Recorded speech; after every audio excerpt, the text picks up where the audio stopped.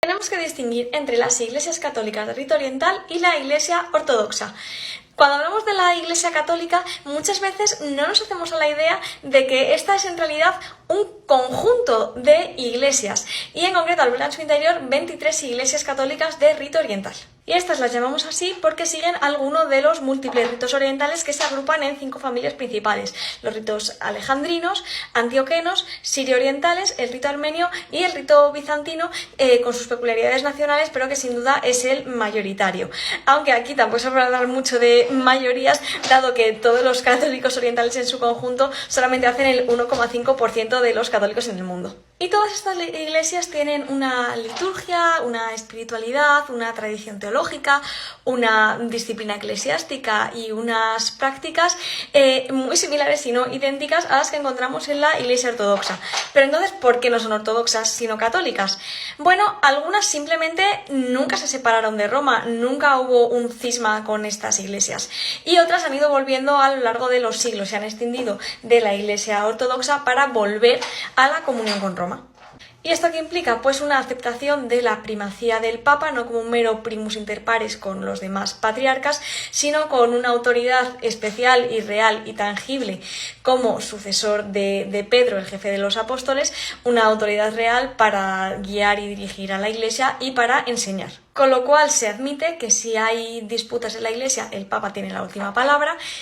se aceptan los dogmas proclamados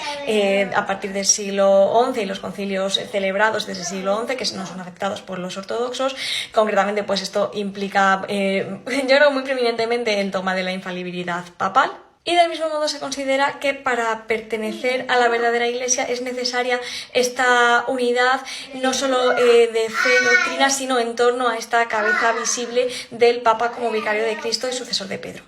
Y esta es la gran diferencia con la Iglesia ortodoxa, que también es un conjunto de iglesias de rito oriental, pero donde la autoridad suprema para en los patriarcas de cada una de las iglesias más importantes. Ellos teóricamente aceptan una primacía del Papa, como un patriarca de Roma que se habría separado de sus hermanos patriarcas, que tenía un honorífico primus inter pares, pero no aceptan una jurisdicción con una autoridad real y de supremacía sobre el resto de los patriarcas. Y hay que decir que a lo largo de los siglos muchos obispos han intentado meter una latinización a la fuerza a las iglesias católicas orientales, intentar pues que no se parezcan tanto a la iglesia ortodoxa, ¿no?, en sus prácticas y en sus creencias, y pues meterles la escolástica latina y meterles,